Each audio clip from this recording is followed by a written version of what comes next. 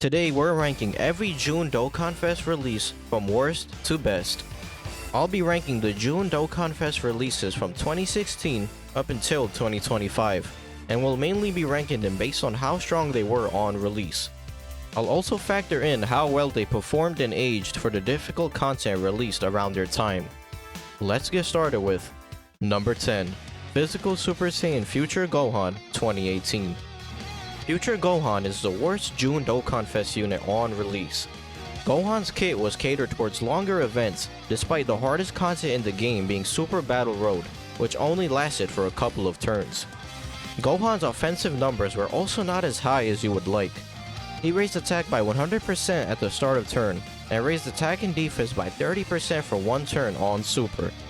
For reference, the best TURs at the time gained about 150% or more attack from their passives, and were capable of reaching 2 million plus attack stats. He was a mediocre damage dealer, and wasn't well suited to the difficult content of his time. However, Physical Future Gohan did see a resurgence in 2019 during the release of the legendary Goku event, and he was one of the best options for that event. He ended up aging quite well, but was very lackluster for the first year of his release, which is why he is sitting at the bottom of this list. Number 9, Int Super Saiyan Blue Goku / Vegeta 2022. The next 3 units on this list had the exact opposite problem of Future Gohan. They were pretty decent on release, but aged poorly throughout the year. Exchange Blue Goku and Vegeta were actually solid options for Red Zone Broly and Omega, with Vegeta in particular being capable of reaching good defensive numbers with multiple rainbow orbs and after attacking. Super Saiyan Blue Goku was also capable of hitting impressive attack stats once he was fully built up. The problem with this unit was that they had no utility or defensive mechanics, and relied on their raw stats to get by. Vegeta only created rainbow orbs for his initial 3 turns, and outside of that, their defense was just barely good enough to not be fodder against the 7th anniversary difficult stages. However, as soon as harder content was released during the latter half of 2022, they became a major liability and pretty much had to have type advantage against the boss to be effective. They were undertuned on release and ended up aging horribly as a result. Number 8, Physical Turles 2023. Physical Turles was actually underrated by the community when he initially came out. Turles gained 2 key, 40% defense, and 5% damage reduction for every super attack he performed, up to a maximum of 4 times. Once fully built up, his start of turn defense was among the highest in the game, and with his 20% damage reduction, he was capable of tanking the tough Red Zone bosses. Even when the Omega Shenron stage of the Birth of the Shadow Dragons event dropped during Tanabata, he was capable of surviving STR Omega Shenron super attack and AoE normals. He was also incredible against Int Omega Shenron at the end, and could deal good damage with his active skill attack. However, everything I talked about above only applied when Turles was fully built up. You see, it was actually quite difficult to utilize Turles at his full potential for several reasons. Firstly, he only had one additional that had a high chance to be a super in his passive, so Turles would often miss the coin flip and only get 1 build-up per turn. Secondly, Turles struggled for ki on his first turn, which made it difficult to even super attack with him on his first appearance and build up ki. He gained no ki at the start of turn and only had Prepared for Battle as a ki link, which would often not be activated on Turles' team. And speaking of Turles' team, they had a very limited pool of good villain characters at the time, and Dokkan gave very little help to him, causing his team to be borderline unrunnable against the toughest bosses at the time. And lastly, the strongest part of Turles' kit couldn't be activated at all when he was released. Turles gave Extreme Class allies 3 ki and 18% attack for the rest of battle only when facing a Goku family category enemy or an enemy whose name included Gohan Kid, both of which didn't exist as tough bosses in 2023. Turles had the potential to be one of the best Dokkan Fest TURs of 2023, but unfortunately he had too many glaring flaws holding him back. Number 7, Physical Rose Goku Black 2024. Physical Rose was a global first Dokkan Fest, and he was arguably the strongest Dokkan Fest unit on global when he came out. However, Goku Black was a post-9th anniversary unit who came out on Global months before their 9th anniversary. So when we examined him when he came out on JP, he looked a lot less impressive. Goku Black had to be run with a team of Super Boss units to gain his full damage reduction, and Super Bosses was a very limited category that only had a few good options. He also relied heavily on Rainbow Orbs, which he only created for a few turns once he transformed. Goku Black was a character that created a domain when he transformed, meaning you couldn't use his active skill if a domain was already up. This was a massive issue on Super Bosses, since Goku Black was competing with LR Merch Zamasu and LR Broly's domains, and most of the time, you would prioritize popping LR Broly's domain. Despite Goku Black having a very high ceiling, being capable of putting out insane amounts of damage on his best turn, and being quite competent defensively, he was far too restrictive. And like Turles in Blue Goku/Vegeta, Goku Black struggled greatly with the tough bosses that came out later in the year. He was unable to damage Goku and Frieza, and would get sniped by Super Gogeta or Janemba super attacks once his guard wore off after turn 1. Number 6. TEQ Beerus 2016. TEQ Beerus' main strength was his Rage mode.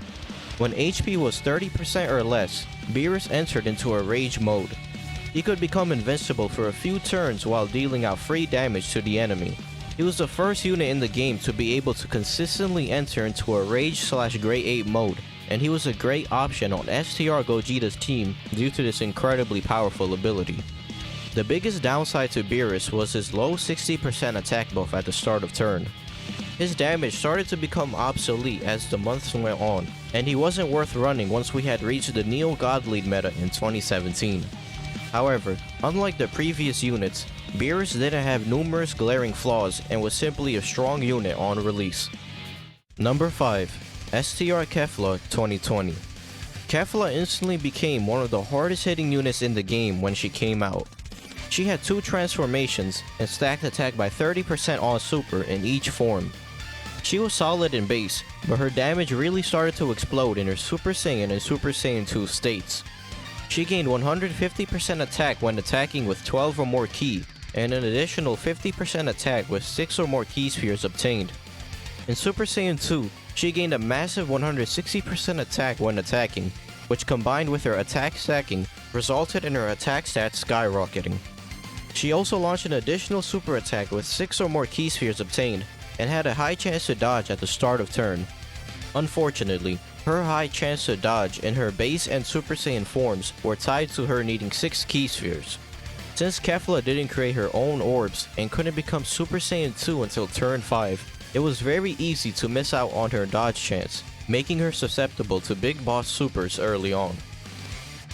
Number 4. Physical Super Saiyan 3 Gotenks 2017.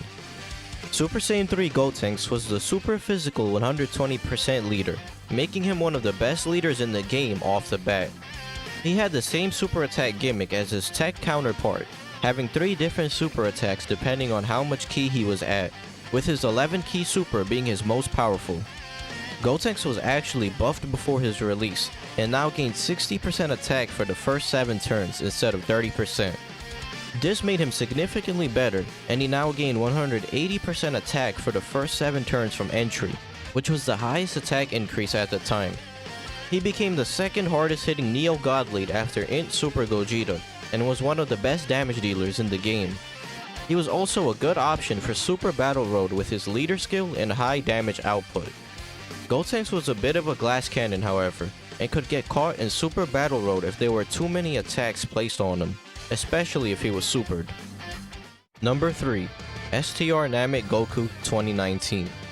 Namek Goku was exactly what the player base wanted following the release of the legendary Goku event. Once transformed, Super Saiyan Goku stacked defense by 30% on super, making him a top 3 unit in the game for the legendary Goku event on release. He also had a medium chance to guard all attacks at the start of turn, and once his guard was activated, he would guarantee guard and have a high chance to crit for 3 turns. He was an amazing tank and was capable of dealing great damage.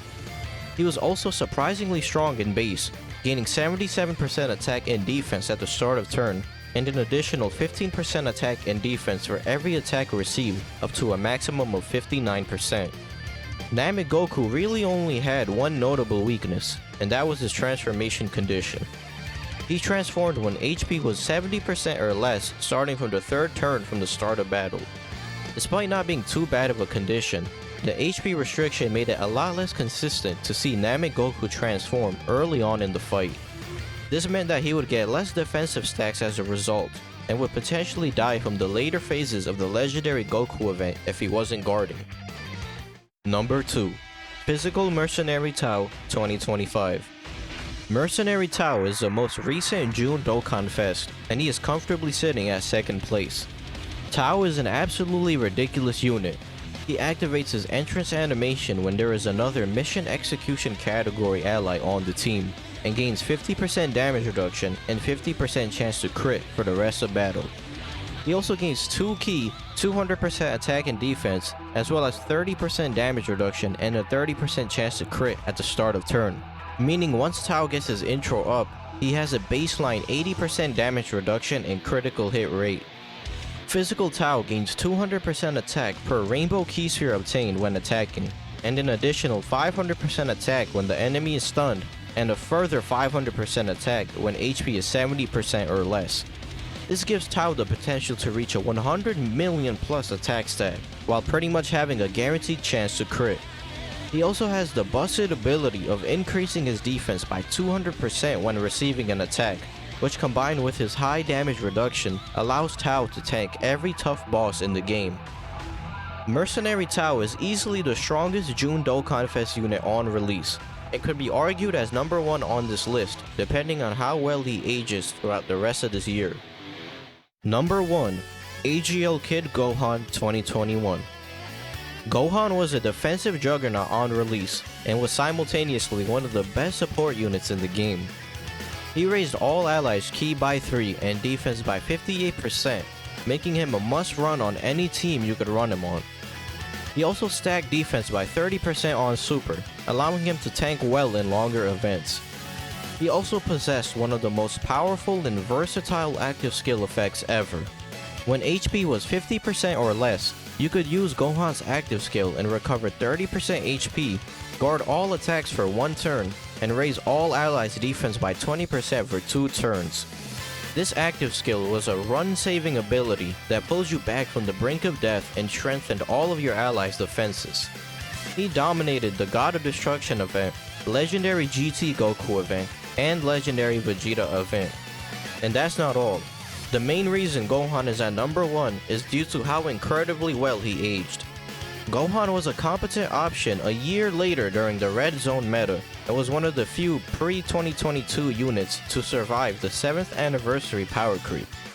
He is currently, without a doubt, the best June Dokkan Fest release of all time, and hopefully his EZA will make him as dominant as he once was.